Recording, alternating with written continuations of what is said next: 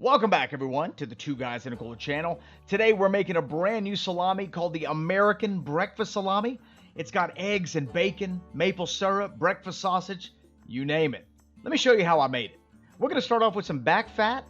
I've got some pork belly and then some lean pork. Now, for the belly, I didn't need all of it. And because I had a big pancetta project lined up, I just basically squared up the 4 or 5 pieces of pork belly that I had, and I used those trimmings inside this salami. My goal for this particular salami was to embody the elements of an American breakfast: eggs, bacon, sausage, maple syrup. And I guess on a slightly bigger note, I wanted to be able to demonstrate that you can just about do whatever you want when it comes to making salami. Like, you don't have to be limited by a recipe. And so here we're just going to grind our pork belly, the lean pork, and the back fat all together on about a 6mm plate. And I want to make sure that everything is chilled. So prior to grinding it, the meat was partially frozen. And then I'm going to go ahead and take this and pop it in the freezer while I get my seasonings together.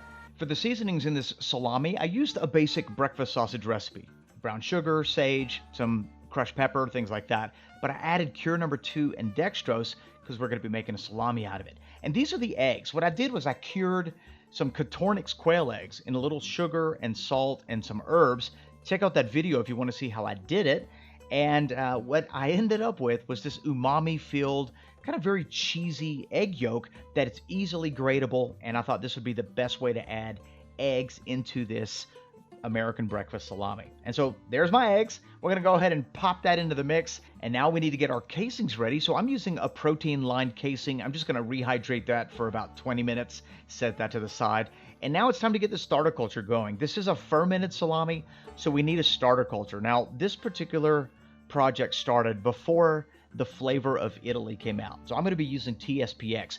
But if you stick around to the very end, I'm going to show you the difference between what TSPX looks like versus the Flavor of Italy, and it's absolutely amazing. So anyway, there's what we're going to be putting in our salami. That's our seasoning mix.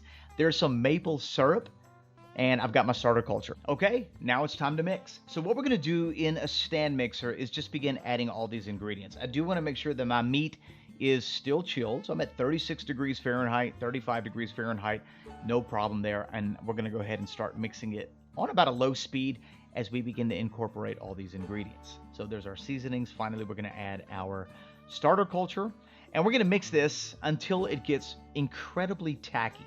When you touch it with your hands, it should feel very, very sticky, and that's when you know your mince is properly mixed.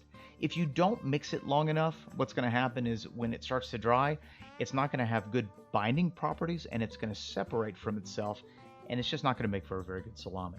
So I'm going to make sure that I pack my hopper really well with our mincemeat, ensuring there's no air pockets. And let's go ahead and get this thing stuffed.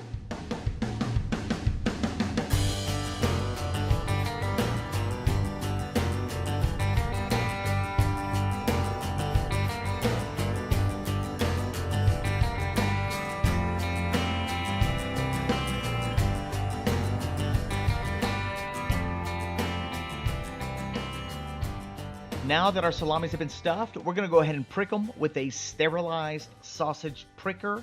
We don't want to introduce any bad bacteria. And then I'm going to go ahead and weigh them. And the reason I want to weigh my salami and record the weight is because I'm looking for a percentage of moisture loss to know when it's ready. 30 to 40% moisture loss is ideally our target. And if you like a more firm salami like me, you're going to go to about 40%. Before we ferment, I'm going to go ahead and cold smoke these. I've got some applewood in there, and that applewood is going to give me that smoky bacon element for that American breakfast. And after I've cold smoked, we're going to go ahead and transfer these into the fermentation chamber. And the fermentation chamber is set at 65 degrees Fahrenheit with an 85% humidity. The temperature of your fermentation chamber is completely predicated on the type of starter culture that you use. This particular starter culture requires lower temperature, and it takes a little bit longer. TSPX is known for its milder flavor, low acidity, really intense aroma, typically found in like Southern European style of salamis. So now that my salami is in the chamber and it's beginning the fermentation process, I'm just going to go ahead and brush on a little mold 600 or Penicillium nalgiavense. Now, after about 2 days, just about 48 hours later, we're going to go ahead and test the pH of this salami mincemeat. And what my target is anywhere between 5.0 to about 5.3. And notice I'm a little bit lower than I want to be, and that's totally okay. Because I added mold 600, During the drying process, the mold 600 or the Penicillium nalgiavense is actually going to increase the pH by about half a point, leaving me roughly at about 5.0, which is exactly where I want to be. This is a few days in the drying chamber, so because we hit our target pH, we put it in the drying chamber, and now it's beginning to dry. The mold is growing beautifully, and in this chamber, it's going to sit until we hit 40% weight loss. And today marks the day where we've lost 40% weight in this smoked American breakfast salami. And I got to tell you, I've made some crazy salamis. We've got the Panama salami, which had coffee and chocolate and passion fruit. We had the kimchi salami, which was actually really delicious. And now with this salami, with the eggs, with all the different ingredients, I'm really anxious to see how it worked out. Right off the bat, the texture is perfect. It's very aromatic, which is traditional with that TSPX. It's going to deliver a very mild, low acidic flavor. So let's slice it up and see how it tastes.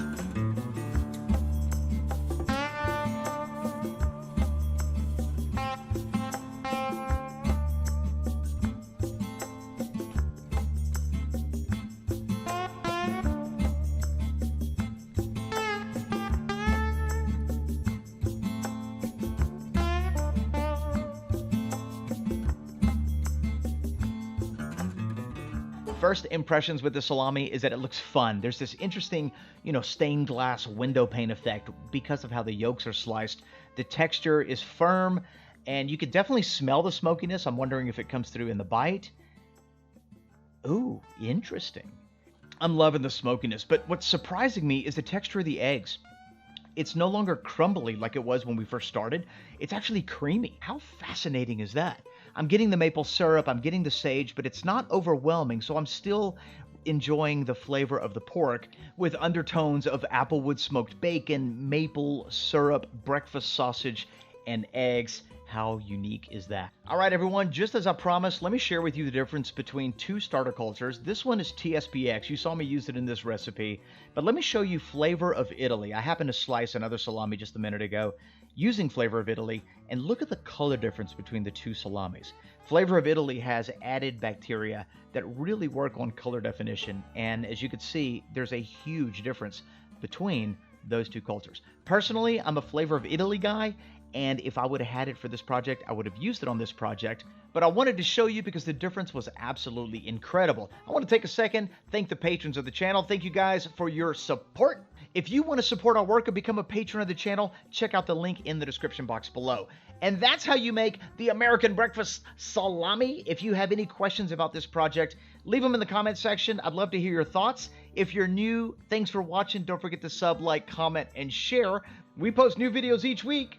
We'll see you in the next one.